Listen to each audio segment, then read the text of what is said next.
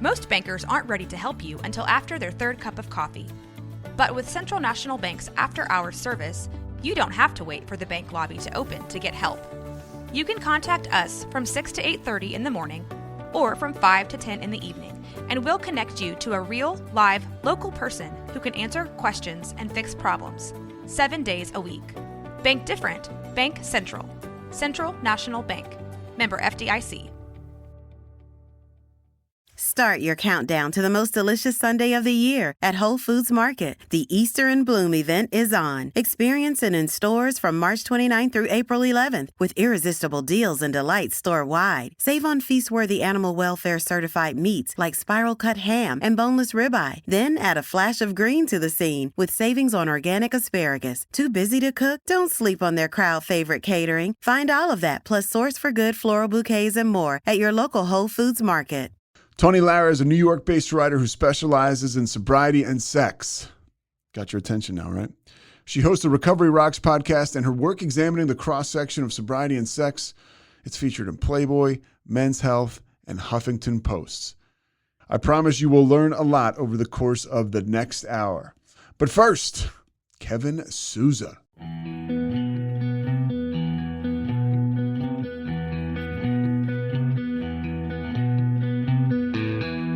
Stand by the ocean floor. Hello? Tawny. Hey. Hey, what's going on? Let me put in my ear pods. Do what you got to do. All right. Can you hear me okay? I hear you great. But first of all, thank you so much for taking the time. Yeah, definitely. It was so cool that you reached out. Yeah, I Googled you and I checked out your work, and it's cool. I've been looking forward to this. Yeah, so I passed the test. Exactly.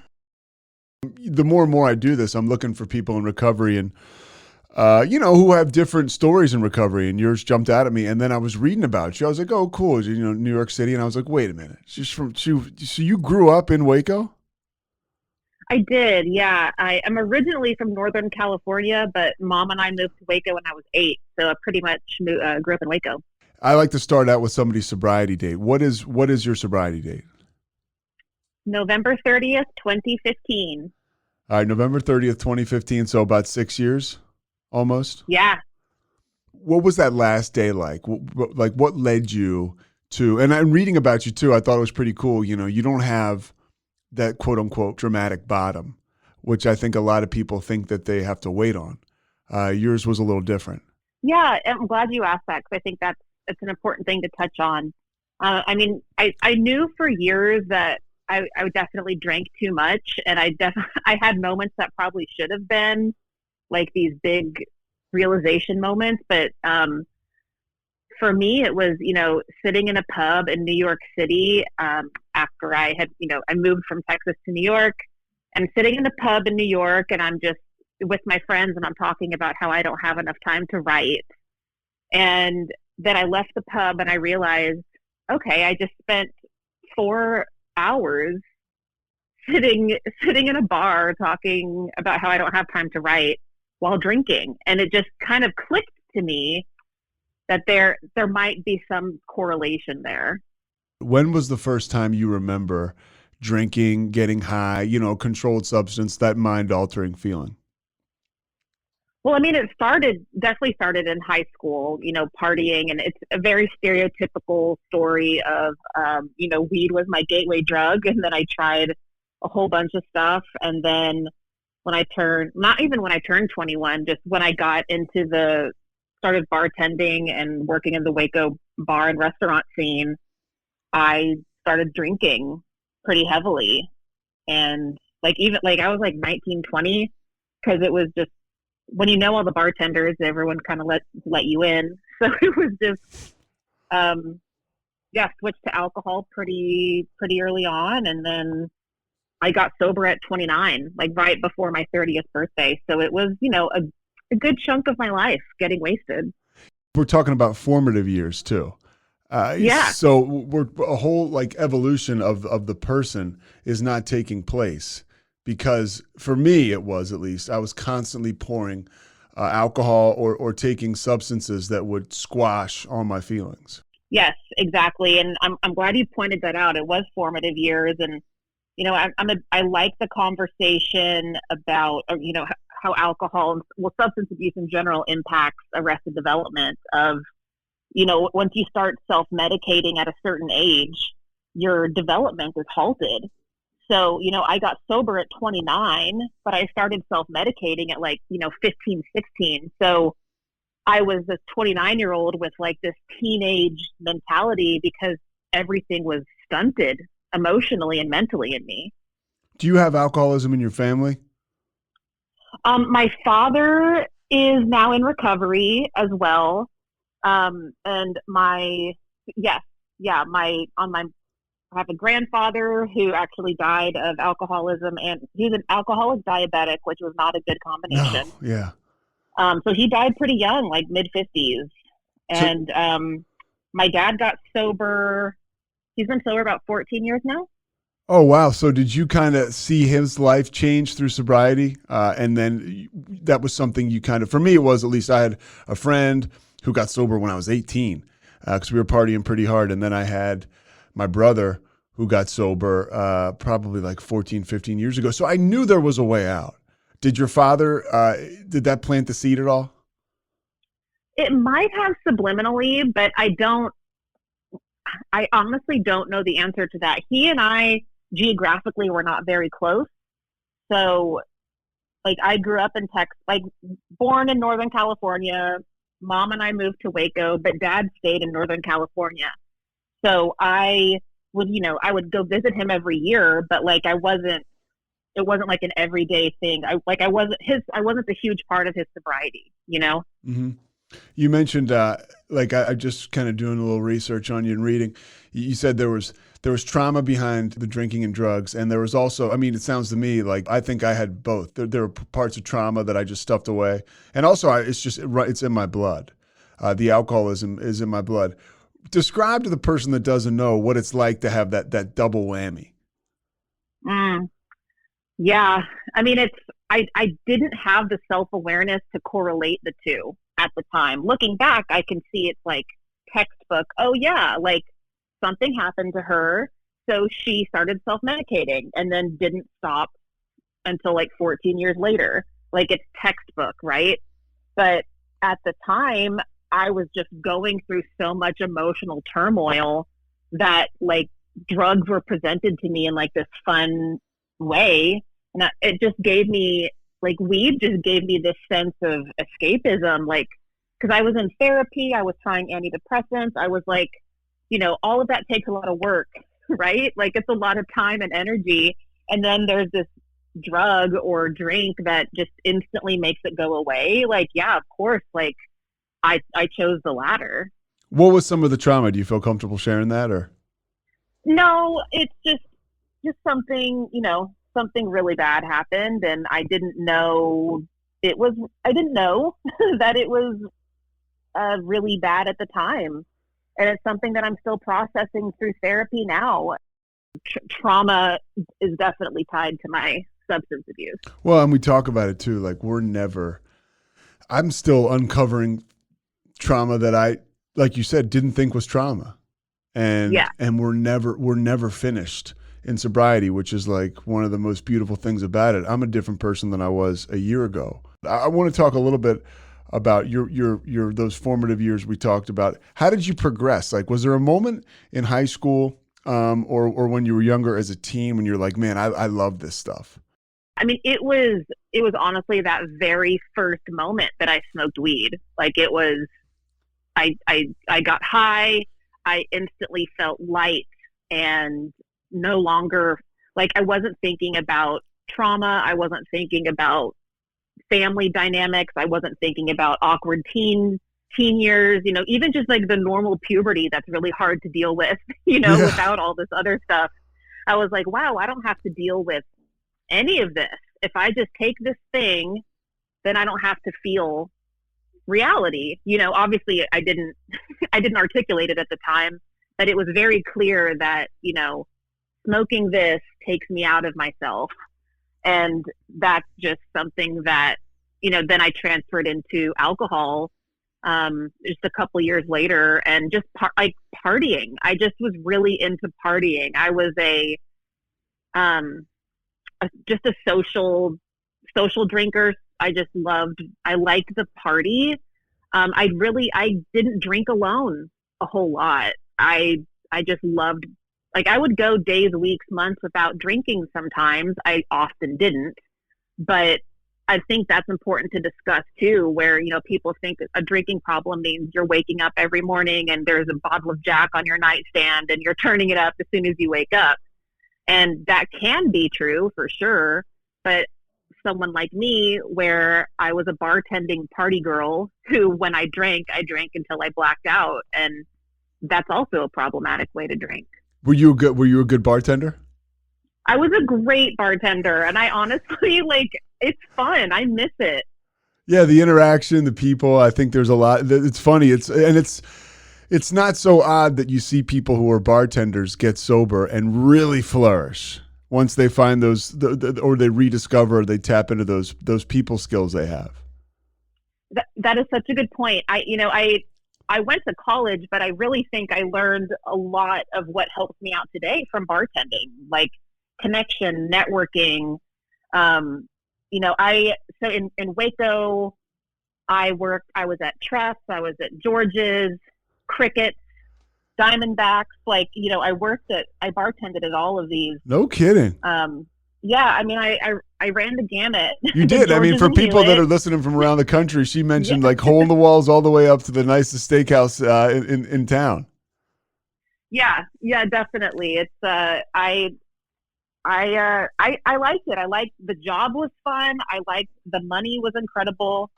It's a fun job if you don't get sucked into it. There's a lot of people that can work in the restaurant industry through college, and they work a couple days a week and that's it.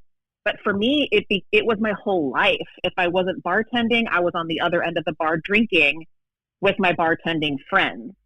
So it was all consuming for me. Did you have people in your life, because it sounds like, and then just kind of looking at your story, you were pretty functional.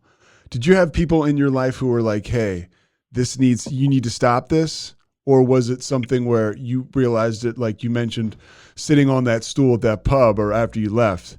Was it yourself who realized it, or did you have some help along the way? No, it was myself. And I think it's because, or, if someone did say something along the way, I don't remember it, Yeah. So, because honestly, I was hanging out with people that drank like me.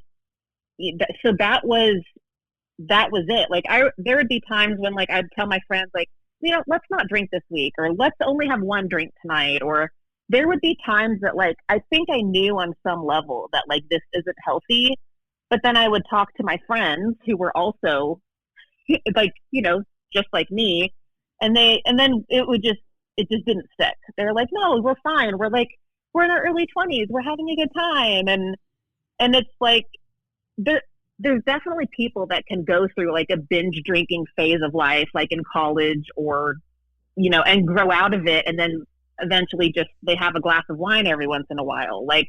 That's very common, but I'm not one of those people, but it's common. A lot of people that I used to party with are quote normal drinkers now, and they have a beer and that's it.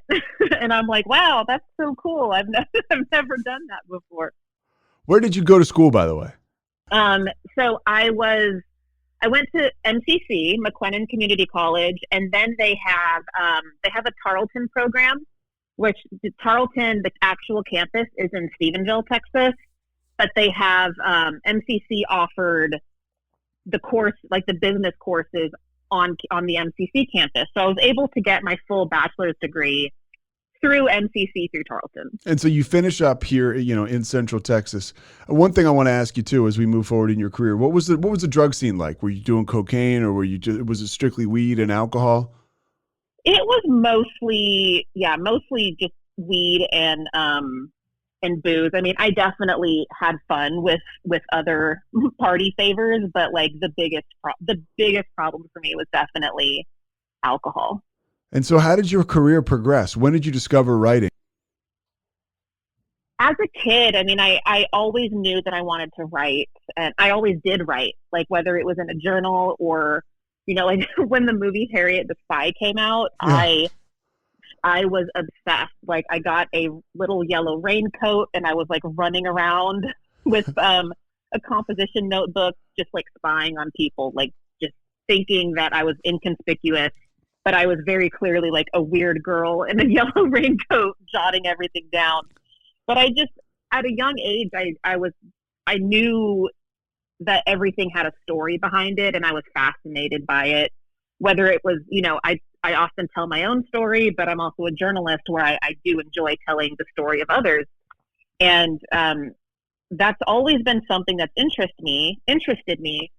And, but then once it kind of stopped once I started using, I mean, I was writing at 14, I was writing for the Waco Trib had a teen section, and I was writing for that. I was writing very controversial feminist op-eds for the Waco Trib. Yeah, which is a big deal back then, and especially here. Yes, exactly. So in the year 2000, I was a freshman in high school writing about, gay marriage, legalizing marijuana, like from an articulate perspective. And I actually, I got hate mail. I still have it. I got hate mail from people. But and that was the moment that really taught me that words have power. And that just really stuck with me. And once then I, got lost in the whole party scene, and eventually, I became a Zumba instructor in Waco, which led to me getting my business degree. And I'm honestly really glad that I'm a writer with a business degree now, because there's such a large business component of being, a freelancer I'm running my own business essentially. Just to get the connective tissue down. So you're a Zumba instructor who starts their own business, and therefore you move towards getting a degree in business. Yes. Okay. Sorry. Yeah. So it's the same. Yeah. So Sure. kind of like being a freelance writer, I was a freelance, Zumba instructor where I would host classes, people would pay me, and then I managed the books from there. So that got me interested in the business world, business and marketing. And so, yeah. So once I finished college, I actually just got back into writing and eventually moved to New York, and here we are almost 6 years later. What was not so fast. What was your big break? What was your big? I want to get to. I love the progress. I like talking to you a lot. What was what was the break that took you from Waco, from Central Texas to New York City? After I graduated, I actually moved to the Woodlands for a year because I wanted to get out of Waco, but I didn't really know what the plan was. I just knew I wanted to get out of Waco and just explore other parts of the city. Like, my mom is still there. I still love Waco, and but I had been there for 20 years. So I was like, okay, what's next? So I moved to the Woodlands, moved in with my aunt for a little bit. For people who don't know, describe the Woodlands. The Woodlands, yes. North Houston, very if you've seen the movie Pleasantville, I say it's like that, where it's very perfect. I don't know how else to describe it. Yeah, I think you did a good job. It's if you haven't seen Pleasantville, just Google it and you'll see an image and you'll know what I'm talking about. But so after that, I got a job in the Woodlands with Lululemon, and got really, I was already into the fitness world because I was a Zumba instructor. So then I got into yoga, and Lululemon is a really good company that gets you, they're very goal oriented. So, I was my boss was kind of like a life coach type relationship. And she, really helped me figure out my goals and what I want out of life. And I realized that I wanted to get back into writing, and that's what brought me to New York. How much was drinking a part of your writing? I talked to a guy a couple weeks ago who writes for TV Guide, and we discussed that. I asked him, I said, you think about the historic, Hemingway, how alcohol was a big part of his writing and some of the culture with the beatniks. Did you experience that at all? No, not at all, honestly, because so like my writing, like when I was 14 writing for the Waco Trib, I was like very coherent, like not using any substances. And then from like 14 to 29, I was really not writing at all. And that was like peak drinking. So it's like, as soon as I got away from alcohol or at least started to cut back from drinking, that's when my writing really began to flourish. And so you're sitting on that bar stool, right? I mean, like it's interesting. You talk to people who get sober. Was there all like, we have these revelations as we evolve, even when, like looking back now, I'm talking to you, it's like, you were 29 and to me, I'm sitting up over here in the cheap seats. It's like, okay, I want to be the 14-year-old Tawny, Yeah. right? Like I want that fire back. I used to do so much creative stuff as a kid. I would make up these fake magazines. I would sit in front of the TV and broadcast and tape it. I would make up, news like VHS tapes. And, none of that mattered once I started to drink. None of it. I relate to all of that completely. Like I said, being that, young girl who wanted to be Harriet the Spy and writing for the Trib, like all of that went away. Like once I started self-medicating, all of it, like my grades dropped. Like I was a really good student. Then my grades dropped. I lost interest in pretty much anything that didn't have anything to do with partying. And, it took me 10 years to get through college. Yeah, that sounds like the bartender. Yeah, the bartender. Yeah. Right, college student. I really extended the college life as long as I could. Well, a good place to extend the party is New York City. So you get a job there. Do you go there from Lululemon? Are you still working under the Lululemon corporate umbrella, or do you move there to freelance write or to write for a certain outlet? It was both. So I moved here knowing that I had the day job that, it paid decently and it was good health insurance. So it carried me here. And I was just open to possibility. Like I didn't, I think about the move now and I'm like, would I still do this today? Like my hair was hot pink at the time. I buy a one-way ticket to New York City, with my only plan was that I had been selected to attend a 2-week creative writing intensive at NYU. So that was I could have just gone to New York for 2 weeks to take this class, right? But I was just full addict mindset. I was like, I'm just going to buy a one-way ticket and move to New York. So my first 2 weeks, I know that I'm going to be going to NYU and I am living in a dorm. That's it. I don't know anybody in New York City. I have zero plans and, but I'm going to make it work. Did alcohol help you make it work? It's interesting. Once I got away from the party scene, I noticed that I drank less.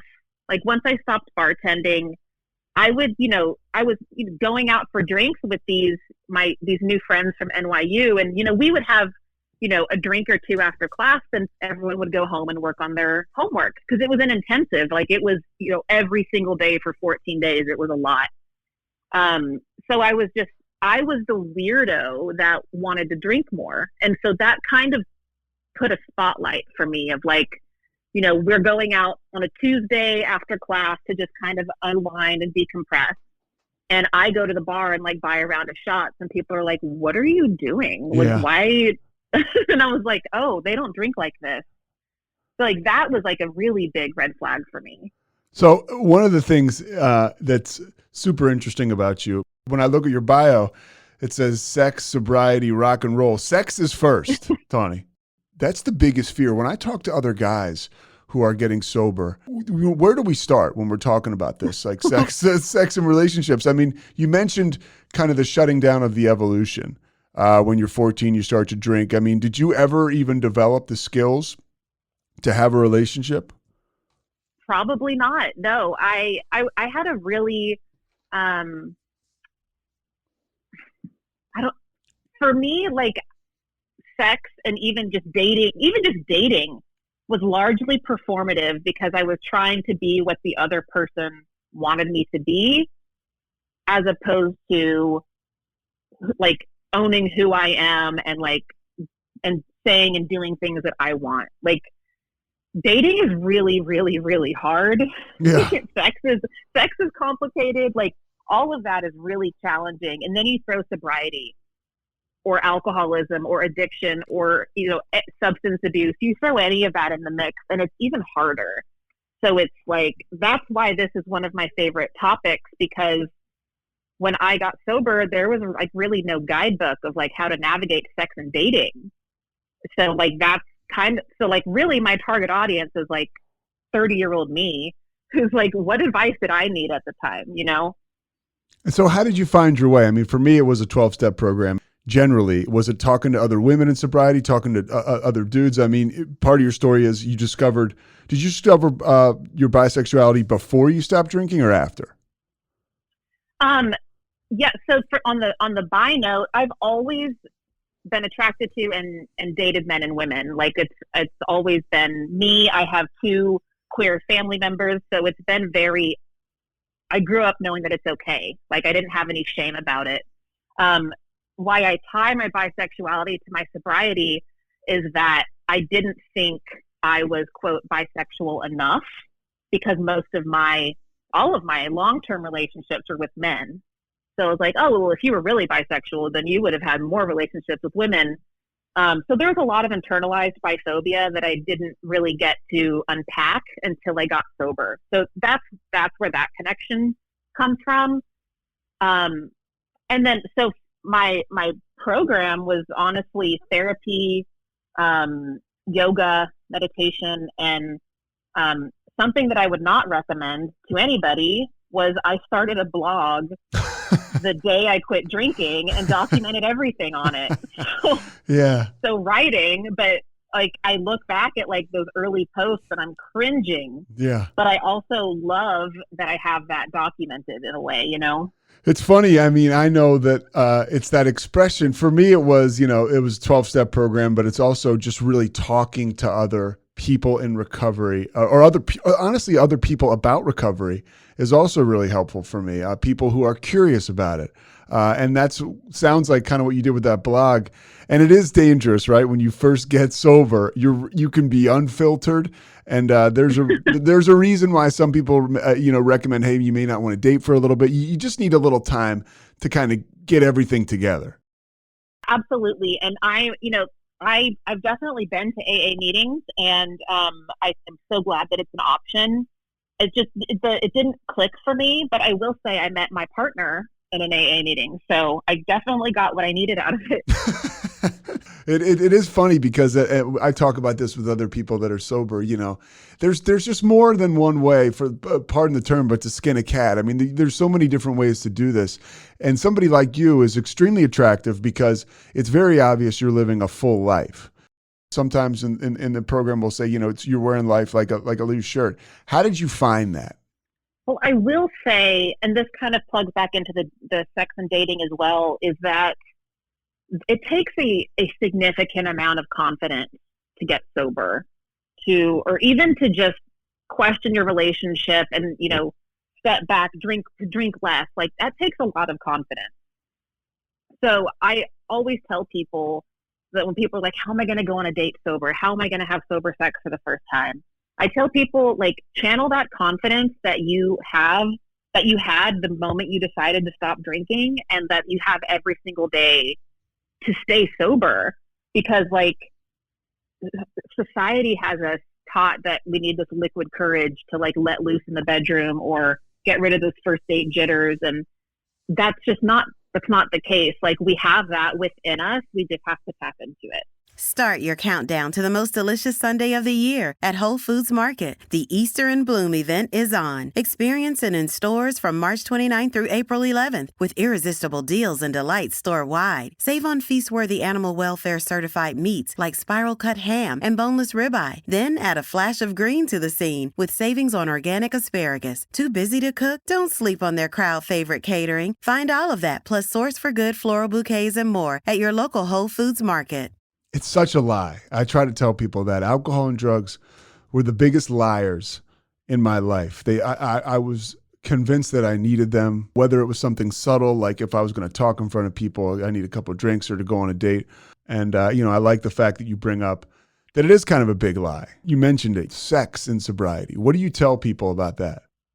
Well, that's a big question. It's What pretty about broad, it? right? Yeah. I mean, what do you tell people who say, I'm nervous about experiencing intimacy with somebody when they first get sober? I mean, tell them that definitely they're not alone. I mean, it can be a scary thing, especially if they're, we know as people in recovery, but a lot of substance abuse is connected to trauma and assault, and, people that have experienced sexual assault, their recovery can be a part of that too. So like dealing with that and then having to reintroduce sex, that can be re-traumatizing. So, I am not a mental health professional, but I recommend if you can afford it, definitely find a therapist that can help you, or some sort of support group.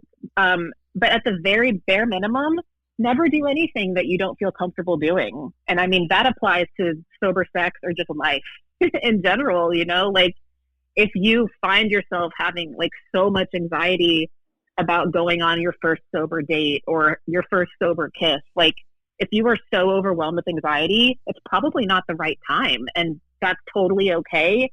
And if this person that you would go on a date with or sleep with is worth your time, they will totally understand that. It goes back to what you were saying, right, about your partner, like trying to be something for them. Yeah. That's a breakthrough. Exactly. That's a breakthrough moment in sobriety when you can start making those decisions for yourself. It really is. Like if you can just say like, you know what, I'm not ready for this. I mean, most people are decent. They'll be like, okay, yeah, no worries. Like, do you just want to watch TV? But the people aren't mind readers. Like you have to tell them how you're feeling. And that's hard. Like a lot of people weren't raised in households where you are told to talk about your feelings. So that I understand how that can be difficult, but I will say that communication is the most important part to any relationship, whether it's romantic, family, friendship, anything. Like if you don't have strong communication, like what can you really build on? Was it something where you found yourself flexing a muscle to have that communication and that confidence in sobriety? Because the first time for me, it was not. The first time I went on a date when I was sober, I think I almost passed out because I was so nervous. Yeah, it's definitely flexing a muscle. It's something I still struggle with. I quit drinking at the end of 2015, and I'm in a committed relationship, but there's still times that I struggle with wanting to please someone else over myself.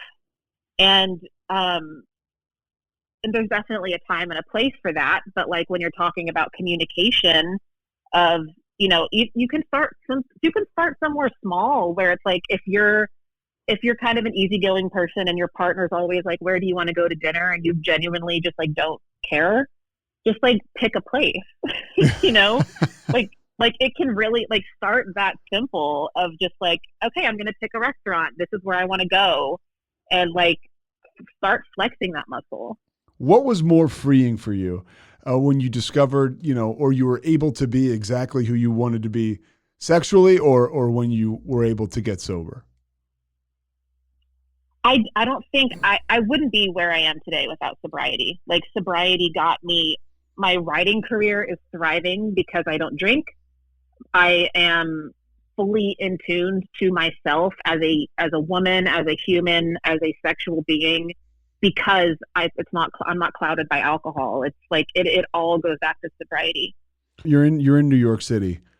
Obviously, we've had a crazy year, but before that, you seem like an extremely social person. How do you tell somebody coming up behind you, or how did you yourself start to navigate such a big world in sobriety? Social situations, things like that.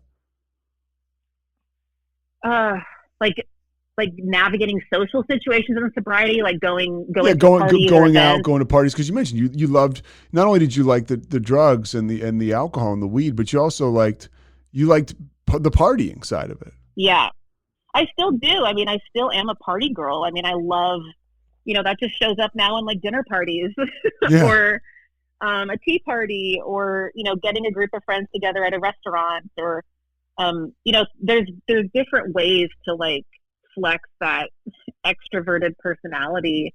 But I also learned that a lot of my extroversion was related to my drinking. Now, when I have like these events, like a big event, whether it's like I actually do host like big in-person events in the city, or something like a dinner party, I am exhausted, like mentally drained for like a day or two after that. Like it takes a lot out of me. And whereas before I wasn't, when I was drinking, I wasn't in tune with how my body was feeling, that's why I drank in the first place. Right. So it's just, I didn't really give myself that recovery time. I just kept the party going. I had an experience the other night. I was out with a friend of mine, a guy who I consider like a brother, and I hadn't been around him in a while. Anyways, I was with him, and like some drugs came out or whatever, and on most days, or hopefully, I'm spiritually fit, and it came out. I didn't pay any mind to it. I still had a great time. People in the room knew I was sober. They were asked, and like, what a miracle that is. To be in a situation like that. For me, I felt so strong. I felt so empowered. And I was like, man, this recovery thing really does work.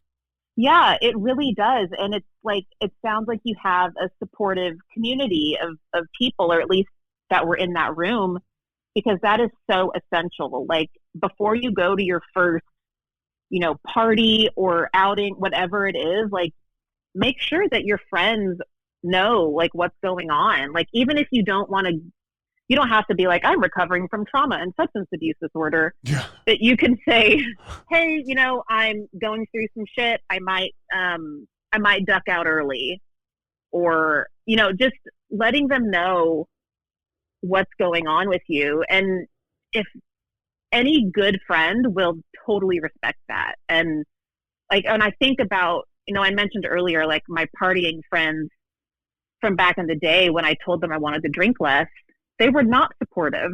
They were, if anything, they were like, yeah, whatever, just order shots already. Whereas now my friends are so considerate of, like, they're like, hey, do you mind if I order a glass of wine with dinner? And I'm like, do you? Like, have your wine. I thank you so much for asking. But it's, that comes from, and I can't blame my friends back then. I also didn't establish boundaries. I didn't have a healthy perspective of who I was. I was also people pleasing a lot. So it was just this really like echo chamber of toxicity. One of the things I want to talk about is you talk about trying on recovery as opposed to trying on sobriety. And I think that is so interesting. There's people who listen to this podcast, or people who may be listening to this podcast, who, maybe not, they're not sure if they have a problem with alcohol. What do you tell those people as far as the difference between trying on recovery and trying on sobriety? Yeah, I'm so glad you brought that up. It really, that article came out of like a pet peeve of seeing people doing like a dry January or a Whole30 or, some sort of drinking challenge. And then they celebrate on social media by posting pictures of a mimosa. Yeah. And it's like, okay, like, what are you doing? So I think that anyone that doesn't have addiction or substance abuse disorder or alcohol use disorder, any quote normal drinker cannot drink for 30 days, 60 days, a year, whatever. Like I think anybody can do that. And that's like pretty easy. But, and I say easy because like, as opposed to like someone with actual substance abuse disorder who needs help. Yeah. That's what I mean by saying easy. But recovery, that is not easy. So when I say trying on sobriety instead of recovery, I mean, like, don't just not drink for 30 days or trying on recovery instead of trying on, what is the one you want to do? Trying on recovery, right? Yeah. I would recommend trying that where, for example, trying on sobriety would mean not drinking for 30 days. Whereas trying on recovery would mean maybe you're going to a support group. Maybe you're talking to your therapist about your relationship with alcohol. Maybe you're journaling about, like, every time you want a drink, maybe you're journaling about that feeling that is prompting you to want to drink. Like, that's what I mean by sobriety versus recovery. Like, anyone can just not drink versus actually doing the work. Like, then why are you trying out? Why are you not drinking for 30 days? Yeah, why are you stopping? Yeah. Like, what is the point? Is it just like a social media challenge you're doing? Or is it like something that you really want to learn about yourself? Like, just, and so the reason that it's such a pet peeve of mine is because, as you know, so many of us, like, it's not a trend. It's not like oh yeah, cool, my 6 years is up, I'm going to start drinking again. It's like, it's not, there's no expiration date on our sobriety. Like, this is our life. So to see people that are like, when I tell someone I'm sober and they're like, oh yeah, I did dry January. I'm like, okay. Like, what? So how do you respond to that? Kind of, that's how you respond. I just nod my head, yeah. And internally I'm exploding because I hate it so much. What's the biggest myth about sex in sobriety? That it's boring. The people think that, I think that's just the biggest myth about sobriety in general. People think it's boring. I was like, if I stop drinking, what am I going to do? Am I just going to have to, like, start quilting all the time and just, like, sitting at home and, like, read books all day and just, like, who am I going to hang out with? How could I even date or have sex? Like, I just had, alcohol was just so tied to every part of my existence that I couldn't imagine doing anything without it. And so, yeah, sobriety is not boring. If anything, I think, like, getting wasted all the time is boring because it's just the same thing over and over. Yeah, I mean, I think that there's nothing like when you find that, you find that gear where you really are comfortable in your own skin, and it's transitioning into your sex life and into everything else, and it's like, wow. Exactly. It's like figuring out who you are without this substance, and that shows up in every aspect of our lives, but especially to answer your question, sexually. Like, sobriety doesn't make sex boring. If anything, it can make it even more special because you're fully present and you know what you want and you ask for what you want. And, like, it's, whereas for me, like I was saying before, I was just trying to please other people. I didn't really care much about what I wanted. But sobriety just kind of, like I said, it gave me that confidence to get to know myself. What's your favorite topic when it comes to sobriety and sexuality? That's a good question. A lot of people ask, like, how to get in the mood without alcohol, whether they're sober or even just normal drinkers that maybe have a glass of wine before they have sex with their partners, or, like, because even normies have alcohol tied to sex and dating, right? For sure. So, like, which I think is such a fascinating conversation.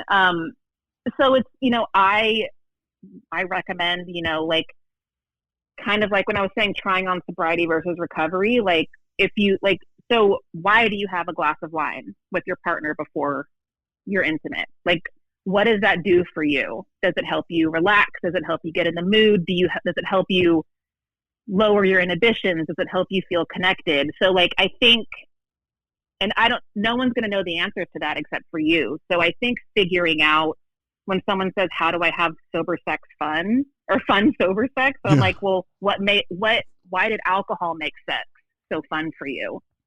And that's something only you can define. So figuring out what those things are, like, oh, well, a glass of wine before sex makes me feel relaxed. Great. Maybe your partner can give you a massage. Maybe you guys can go for a walk before. Maybe you guys don't do screen time an hour before. Maybe you lie in bed in candlelight and just catch up on your day before. Like, what do you need? Like, what is missing?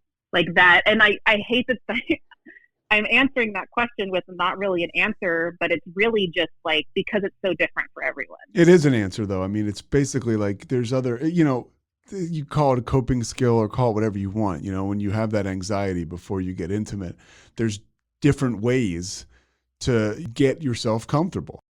You do. And then there's also that connection element of alcohol quite literally disconnects you from your body and from your partner. And it desensitizes you too. I mean, so you really people think drunk sex is really fun, I guess, because there's no inhibitions, but you're really not feeling a whole lot.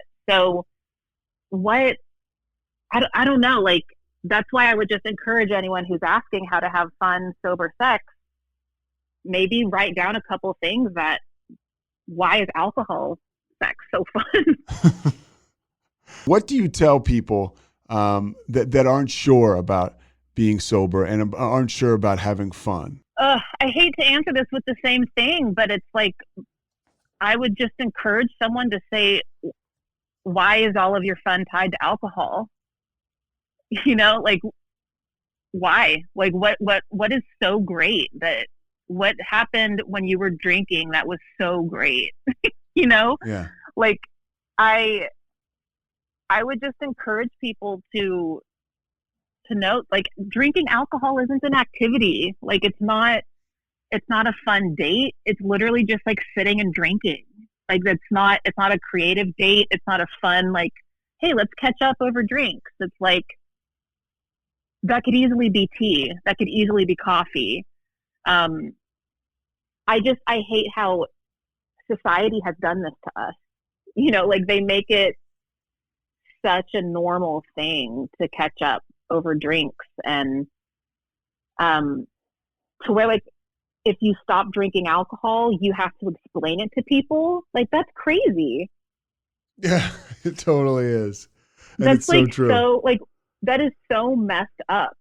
If someone were to say, hey, I think I'm going to stop doing coke, nobody would question that.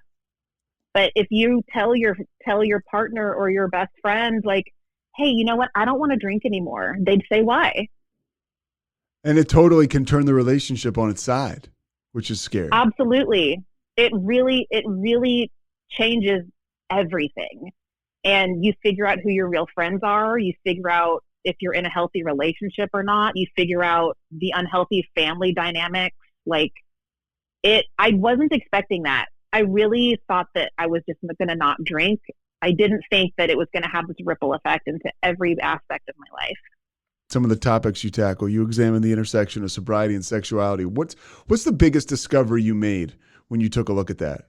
I think the liquid courage is that. I think that is a topic that I'm kind of obsessed with right now.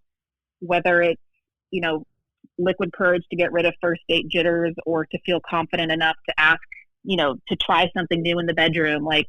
Alcohol is just so tied to that. Even on really progressive shows like Sex and the City, Carrie Bradshaw, the famous sex writer, if she has to get drunk before she talks about sex with her partner, then what are us normal people supposed to do? I look at how it's represented, and I think it's getting better, but it's just so ingrained in everything that we do. And the fact that this is the fact that the sober sex conversation is so scary and overwhelming, that honestly makes me sad, because it shouldn't be, I wish that there were more tools or guidebooks or, anything like that, which is, essentially where my work is. But I'm just glad we're in a place, society is in a place where these conversations are okay to have publicly. And there's I feel like the taboo and the shame is starting to shed. Yeah, I love you breaking the stigma. And I love the fact that you're one of those people out there that folks can turn to. What moved you to take on this role? I mean, to write about this stuff. You mentioned when you were a kid, you were writing opinion pieces or a teen section of the Waco Tribune, and you were tackling gay marriage then in 2000. This is not the easiest thing to write about all the time either. What moved you to take this on? Well, I've always liked to rock the boat. So, I'm drawn to the taboo. I'm drawn to controversy. I'm drawn to, you know, using a megaphone to share, to share to share conversations and thoughts and for good, you know, like as a resource, as a way to help and shine a light. And like I said, when I got sober, I was so overwhelmed by like sober sex and dating, and there wasn't a whole lot of resources out there other than talking to people, you know, like that's always like the best resource is talking to other people that are sober. But you really got to look for it, Tawny. That's the one thing. Like that's why I do this podcast, and that's why I think, you know, what you've been doing for so long is so cool. Is like, you know, it's out there. You're putting it out there. A lot of times, and I think it's great, right? We all have our own methods of staying sober and really becoming reinvigorated through recovery, but you have to go to a meeting. You have to go looking for it. I mean, it's pretty cool to be scrolling through your social media feed and to see this writer talking about sex, sobriety, and rock and roll. I mean, that's new. Yeah, and hopefully people like it because it's, and I think, you know, I get messages all the time from people saying that, like, thank you for writing about this, thank you for talking about this, because like you said, it is hard to find that, like, even if you are close to someone, or even like maybe you don't feel comfortable talking to your sponsor about sex, you know, maybe you don't have a close girlfriend or male friend to talk to about sexuality, or you know, or you know, gender dysphoria, or like any of these like really complicated conversations in sobriety. So it's like I said at the, you know, beginning of our conversation, my target audience is always, you know, like late 20s me, of like, who, like, I need help here, or like, what am I going to do? So I think about that, like, you know, pink-haired 29-year-old that was so confused and who needed help, and I'm writing to her. Yeah, because it's not that popular to be growing up, you know, or like feel like a teenager when you're in your 30s. Nobody wants to. No. People don't love talking about that. No, it's a very, very, it's an awkward subject. It's just, I mean, sex in general can be an awkward conversation, and then you throw sobriety in the mix. Like when I meet someone and I tell them that like, you know, meet another writer, and they're like, oh, like, what's your beat? And I'm like, oh, I write about sober sex. They're like, huh. Like, you know, like they're taken back. Like if I were to just say like I write about recovery or I write about sex, it would be like, oh, cool. But then they're like, oh, I've never thought about that. And so I'm like, if I'm in New York City, like in like this, like, you know, progressive community, and no one's thought about that, then really no one's having this conversation. What's it like for you, you know, somebody from Waco, from Central Texas, to be in New York and to see your stuff in Playboy, in Men's Health, in Huffington Post? What is that? I mean, is that a moment where you kind of have to pinch yourself? Oh my gosh, 100%. Like I always have those moments of like, wow, like I see my name on the byline, and I have my paycheck from that Playboy piece. I have that hanging up above my desk, and I look at that, you know, every day when I'm writing, and I'm like, you got published in Playboy, never forget that. Like one of the top sex magazines in history published your work, like, because, you know, at being a writer or a creative in general, there's a lot of imposter syndrome that comes with it. So I look at that and I'm like, okay, Playboy published you. Maybe you're a decent writer. Like you can do this, you know? And what you're describing to me there is a different coping skill of, rather than reaching for a drink, you look at that check and you're like, oh yeah, that's right. And then you continue to look at that check instead of thinking about, you know, getting messed up. Exactly. It's, you know, I have like that check serves as a reminder. I have little like sticky notes on my desk that just remind me of, like, you know, I guess like affirmations or whatever, just whatever you got to do to take it one day at a time. It's really hard. Sobriety is really hard, and, you know, never take it for granted, and do what you can do to make it easier on yourself. Anything else you want to share with people about what you've learned in your journey, or you know, what you're living now that can help them? Yeah, well, you know, I would tell people that just when it comes to sober sex, just I think people know how they feel about certain things. So like, I would just encourage people to lean into that, where it's like, how do I tell, like, I want to embrace my kinky side, but I don't know how. It's like, you know, in your head, there's something you've always wanted to do. Like, everyone has that thing. And like, know that as long as it's between consenting adults and no one gets hurt, like, that's okay. Like, you know, like, let yourself explore that. And, or even if it's, you know, like, I want to go on a date, but I don't know how, like, just remember, like, you have to be yourself, and you have to communicate how you feel in order for it to be a solid foundation. And I just remember there's one more thing I wanted to ask you about, and this is a crazy topic. We're not going to have enough time to tackle it in full, but codependency. You know, how do you see that playing out in the bedroom, in relationships, when people first get sober? Oh, 100%. Like I've mentioned, trying to please other people instead of myself. Like, it could be something as simple as, you know, like not stating where I want to eat for dinner because I want the other person to be happy and I don't want to upset them, or doing something in bed that I'm not necessarily comfortable with, but I know that my partner likes it. Like, those are just two examples of codependency. Like you said, we could do a whole other episode on that, but asking for a friend, what's the number one thing people can do to break free from that codependency in sobriety, in sober dating and sober sex? I mean, it has to be like self-awareness and communication, and you have to have the confidence and self-awareness to know you have to have the self-awareness to know, like, what you want sexually or out of life in general. And then you have to have, like, that self-awareness to, like, be okay with it.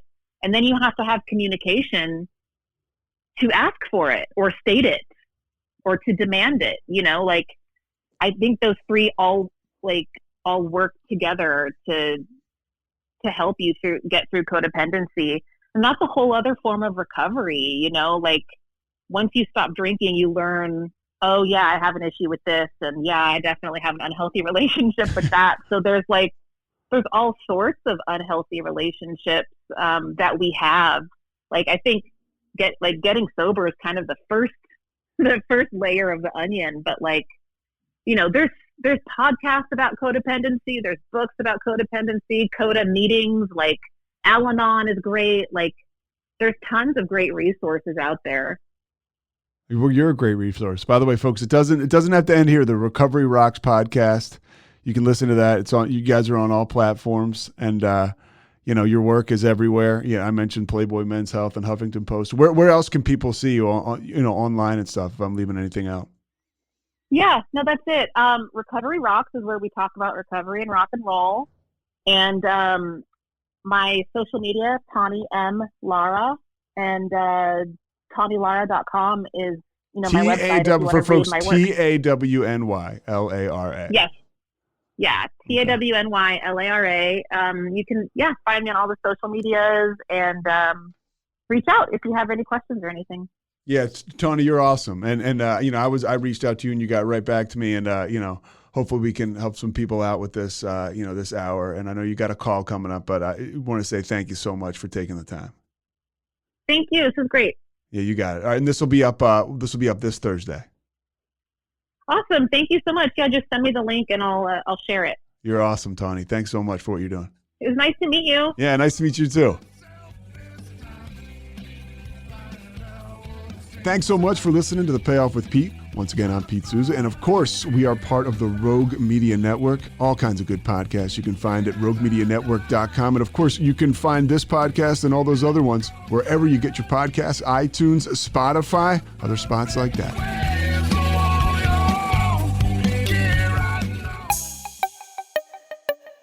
This has been a Rogue Media podcast.